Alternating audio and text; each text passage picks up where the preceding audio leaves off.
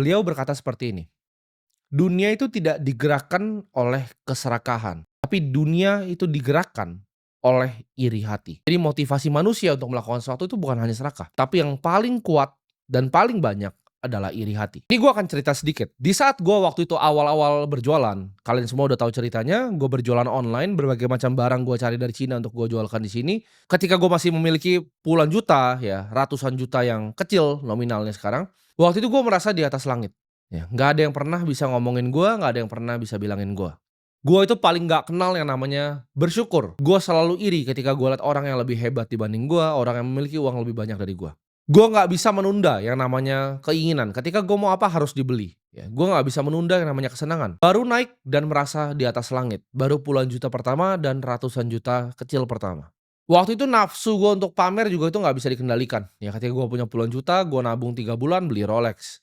Punya ratusan juta, nabung 3 bulan lagi, langsung beli lagi ya, Audi yang baru. Waktu pertama kali hasil jualan, ya punya agensi, lalu gua berinvestasi di pasar modal.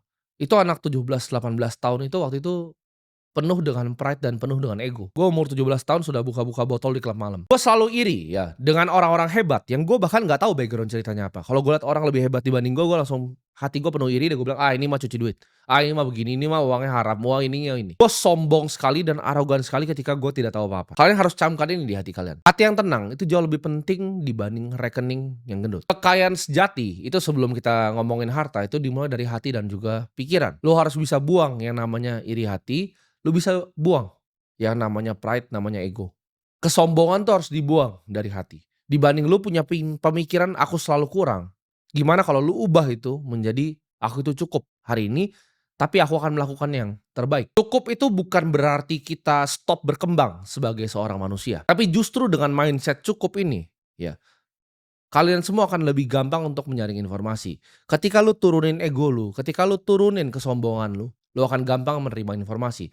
Orang yang sombong ketika nonton video ini muncul di TikTok kalian, kalian akan pikir, "Oh dia kaya muda, dia bapaknya kaya, dia cuci duit." Dengan kesombongan itu menutup apa yang kalian bisa pelajari dari orang yang kalian lihat di sini. Kalau kalian sudah blokir pola pikir kalian, itu kalian gak akan pernah jalan kemana-mana. Kalian akan diam di tempat dan stay di tempat. Ketika ada sesuatu yang kalian tidak mengerti, kalian terlalu cepat beropini dengan pikiran yang sangat sempit.